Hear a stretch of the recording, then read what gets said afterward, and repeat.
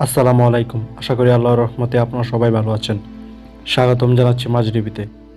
প্রথমে শিরোনাম, আবারও বিধ্বস্ত ভারতীয় যুদ্ধ বিমান, পাইলট নিহত, বঙ্গবন্ধু ভারতীয় নাগরিকদেরও নায়ক মোদি, ইসরায়েলে $12 মিলিয়ন বিনিয়োগ করতে চান আরব আমিরাত, দুর্ঘটনার কবলে ভারতীয় বিমান বাহিনীর একটি মিগ-21 বাইসন যুদ্ধ বিমান, বুধবার নিয়ম মাফিক ট্রেনিংয়ের সময় আকাশে উড়ার কিছু মুহূর্তের মধ্যে ভেঙে পড়ে বিমানটি।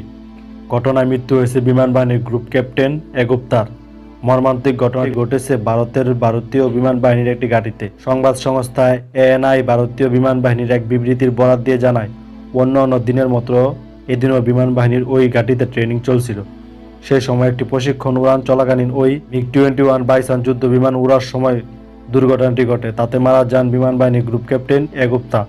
এরপরই ভারতীয় বিমান বাহিনীর পক্ষ থেকে একটি বিবৃতিতে এই দুর্ঘটনার কথা জানানো হয়। ইতিমধ্যে এই ঘটনার তদন্তের নির্দেশ দেওয়া হয়েছে।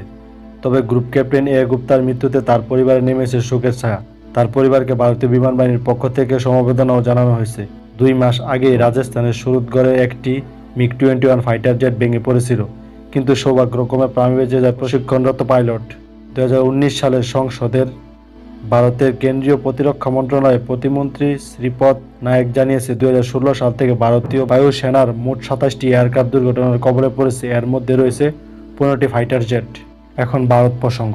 বঙ্গবন্ধু শেখ মুজিবুর রহমান সব ভারতীয় নাগরিকের কাছে নায়ক, এমন মন্তব্য করেছেন দেশটির প্রধানমন্ত্রী নরেন্দ্র মোদী। বঙ্গবন্ধুকে মানবাধিকার রক্ষায় চ্যাম্পিয়ন বলেও উল্লেখ করেছেন তিনি। বঙ্গবন্ধু শেখ মুজিবুর রহমানের ১০১তম জন্মবার্ষিকীতে শ্রদ্ধা জানিয়ে এক টুইটে নিয়ে কথা বলেন। টুইটারে দেওয়া পোস্টে মোদী বলেন, বঙ্গবন্ধু শেখ মুজিবুর রহমান প্রতি অন্তর থেকে শ্রদ্ধা জানাচ্ছি আমি। স্বাধীনতা ও মানবাধিকার রক্ষায় চ্যাম্পিয়ন তিনি, সকল ভারতীয় নাগরিকের কাছে একজন নায়ক বঙ্গবন্ধু। তিনি আরও বলেন, মুজিববর্ষ উদযাপন উপলক্ষে চলিত মাসের শেষের দিকে বাংলাদেশ সফরে যাচ্ছি, এটা আমার জন্য সম্মানের। এদিকে টুইটারে দেওয়া এক পোস্টে ভারতীয় পররাষ্ট্রমন্ত্রী ডক্টর এস জয়শঙ্কর বলেন, ১১১তম জন্মবার্ষিকীতে বঙ্গবন্ধু শেখ মুজিবুর রহমানের প্রতি শ্রদ্ধা জানাচ্ছি। তার চিন্তা ভাবনা ও নীতি এখনও সারা বিশ্বে কোটি কোটি মানুষকে এখনও অনুপ্রেরণা দেয়। বাংলাদেশের সঙ্গে যৌথভাবে ঐতিহাসিক মুজিববর্ষ উদযাপনের সুযোগ পেয়ে ভারত গর্বিত অনুভব করছে। এখন আমিরাত প্রসঙ্গ। আবুধাবির ক্রাউন প্রিন্স মোহাম্মদ বিন জায়েদ আল নাহিয়ান স্বেচ্ছাসেবী হিসেবে ইসরায়েলে $12 মিলিয়ন বিনিয়োগ করতে চান। তথ্যটি জানিয়েছে ইসরায়েলের প্রধানমন্ত্রী বেনিয়ামিন নেতানিয়াহু। মঙ্গলবার ১৬ মার্চ এই খবর প্রকাশ করেছে মিডল ইস্ট মনিটর। গত সোমবার ইসরায়েলি আর্মি রেডিওকে দেওয়া এক সাক্ষাৎকারে তিনি জানান, মহামারী করোনা ভাইরাসের পরবর্তী সময়ে ইসরায়েলের অর্থনীতি উন্নয়ন করতে পারে এমন প্রকল্পে অংশীদার হতে চায় আবুধাবির ক্রাউন প্রিন্স। তিনি নিজেও এই ব্যাপারে আগ্রহ প্রকাশ করছে। মিডল ইস্ট মনিটর জানিয়েছে, নেতানিয়াহু এমন বিবৃতিতে পরিপ্রেক্ষিতে এখন পর্যন্ত সংযুক্ত আমিরাতের পক্ষ থেকে কোনো ধরনের মন্তব্য পাওয়া যায়নি।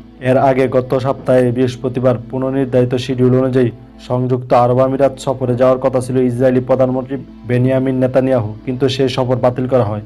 জানা গেছে, জর্ডানের আকাশপথ ব্যবহার করে আমিরাতে যাওয়ার কথা ছিল ইসরায়েলি প্রধানমন্ত্রী, কিন্তু নেতানিয়াহুকে আকাশপথ ব্যবহারের অনুমতি দেয়নি আরব দেশটি, ফলে বাধ্য হয়ে সফর স্থগিত করতে হয়েছে।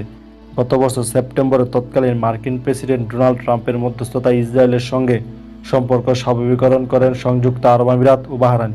পরবর্তীতে সুদান এবং মরক্কো তাদের পথ অনুসরণ করে। এই চুক্তির পরই ইসরায়েলি প্রধানমন্ত্রীর প্রথম আমিরাত সফরের কথা ছিল। এ বিষয়ে আপনাদের মন্তব্য কমেন্টে জানান।